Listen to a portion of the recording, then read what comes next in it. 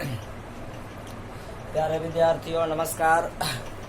आज हम लोग क्लास 12 फिजिक्स चैप्टर में आगे बढ़ते हुए इलेक्ट्रिक सर्किट विद्युत परिपथ में आ पहुँचे हैं।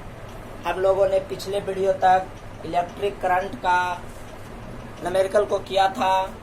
अब आपको यह चैप्टर आपके लिए बहुत महत्वपूर्ण है। इसमें अक्सर एक प्रश्न 5 नंबर के और एक 2 नंबर के पूछा जाता है। चैप्टर तो काफ़ी छोटा है परंतु बहुत महत्वपूर्ण है।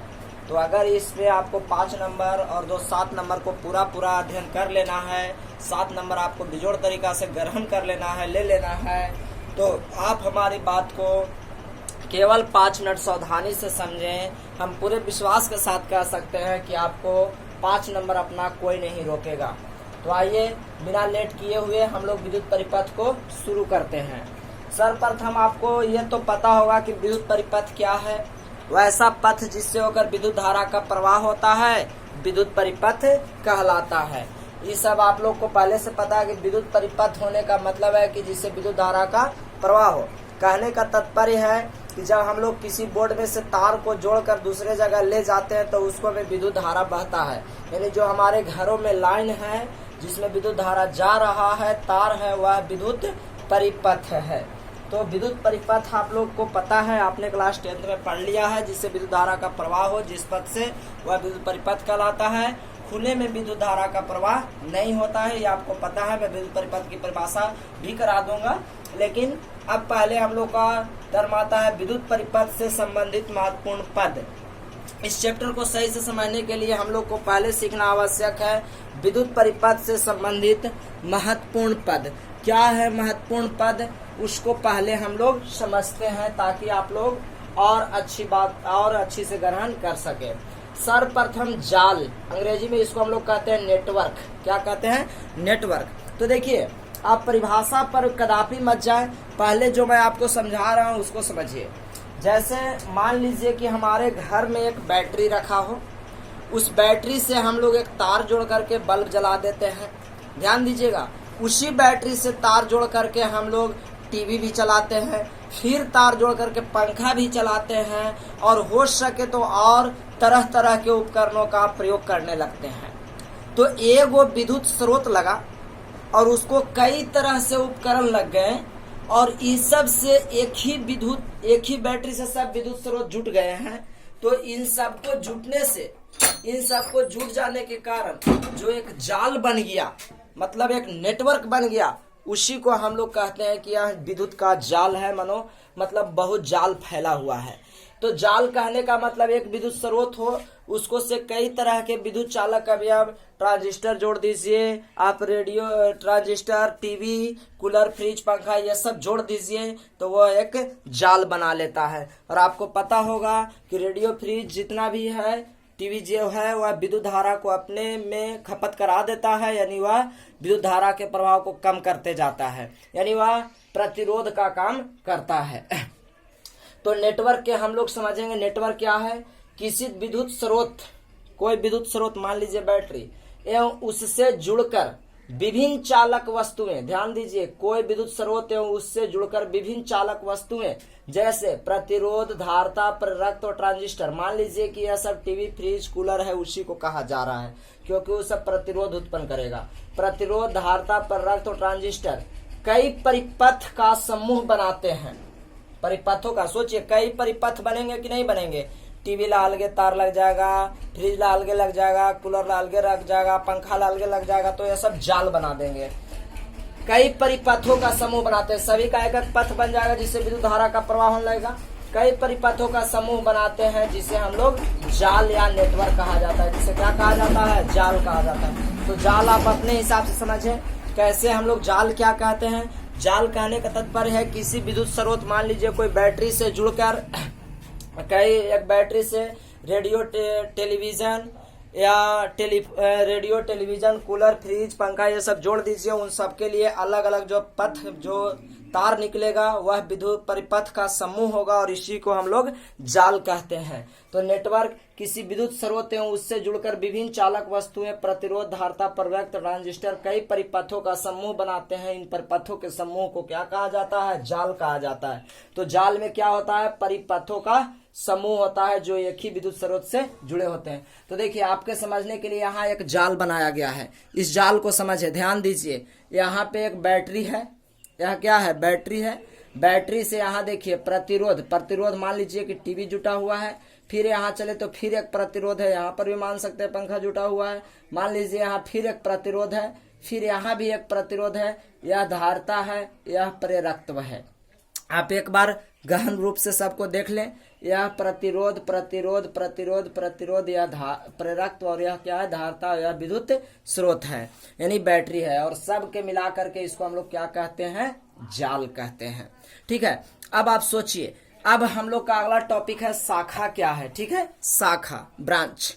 देखिए शाखा, ध्यान समझिएगा, जाल के जिस पथ का, देखिए यह जाल है, इस जाल का जिस भाग में बहने वाली धारा का मान नियत हो, जाल के जिस पथ का जिस भाग का धारा का मान नियत हो, धारा नियत हो मतलब कांस्टेंट हो। और आपको पता होगा कि जब हम लोग ओम के नियम का मान पढ़े थे तो वहां के हम लोग निकाले थे कि प्रत्येक इसमें V/R का मान क्या होता है, V/I का मान एक समान प्राप्त होता है, मतलब एक नियतांक आता है कांस्टेंट, यानी जहां प्रतिरोध जुड़ा हुआ है उसका मान क्या होगा, नियत होगा, और इसी को हम लोग शाखा कहेंगे।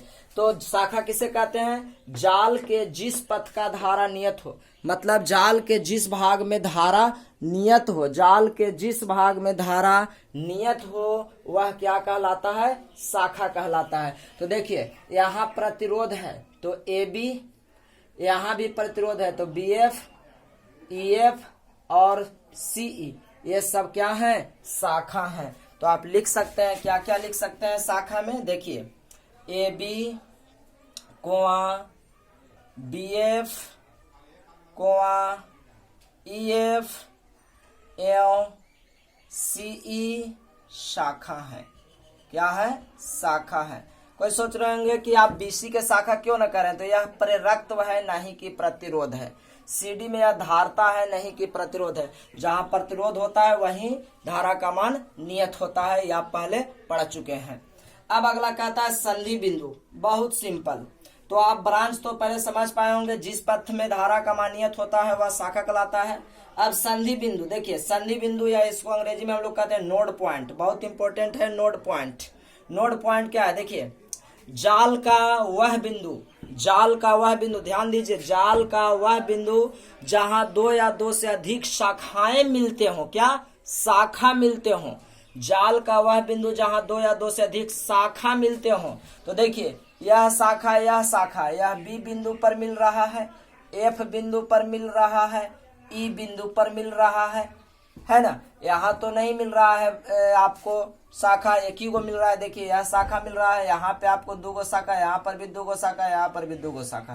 तो नोड बिंदु या संधि बिंदु किसे कहते हैं, संधि बिंदु या लिखा गया है, ध्यान से देख लीजिए, जाल का वह बिंदु जहां 2 या 2 से अधिक शाखा मिलते हैं, जाल का वह बिंदु जहां 2 या 2 से अधिक शाखा मिलते हैं।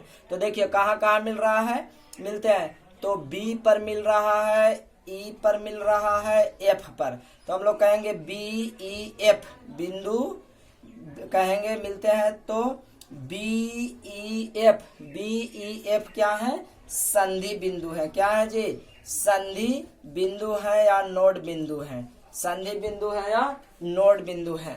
अगला हम लोग आते हैं लूप या पास, किसको कहते हैं, लूप या पास, LOOP, लूप या पास क्या है। तो आप बहुत सिंपली लूप या पास को समझ सकते हैं। लूप या पास समझना और भी सिंपल है, ध्यान दीजिए लूप या पास क्या है। देखिए जाल में, इस जाल में शाखाओं से बना, किसको से बना, शाखा से बना बंद पथ, शाखा से बना बंद पथ। देखिए शाखा यह है से बंद पथ, ऐसे हम इसको से मिला दें, और एगो यह शाखाओं से बना बंद पथ लूप कहलाता है। शाखाओं से, किसी जाल में शाखाओं से बना बंद पथ, कैसा, बंद पथ लूप कहलाता है। तो देखिए ABF और फिर एक ठो है B और B कह सकते हैं, F कह सकते हैं, E कह सकते हैं, C कह सकते हैं, B कह सकते हैं, लूप कहलाता है। तो देखिए A B F A loop हो गया, और क्या B C E F B loop है। क्या है? भिन्न लूप है, मतलब अलग अलग लूप है। यह अलग लूप है ए बी एफ, और B C E F B अलग लूप है। तो लूप आप जरूर समझ पाए होंगे। क्या ए बी एफ है, B C E F B क्या है? भिन्न लूप है। तो आप शायद लूप को समझ पाए होंगे। लूप या पास किसे कहते हैं? तो देखिए ए बी एफ है, B C E F B भिन्न लूप हैं। तो आशा करते हैं आपको लूप भी समझ में आया होगा। लूप किसे कहते हैं? लूप या पास क्या है? तो किसी जाल में शाखाओं से बना बंद पथ। देखिए यह शाखा है, यह भी शाखा है, ऐसे बंद कर दीजिए तो ए बी एफ है और B C E F B, यह क्या है? लूप है, जिसको हम लोग पास भी कहते हैं, बंद पथ। बंद पथ बनाने में प्ररक्त को भी शामिल कर लिया जाता है। अब कहा जाता है सक्रिय परिपथ और अक्रिय परिपथ। सक्रिय परिपथ और अक्रिय परिपथ एक लाइन में समझ लेंगे।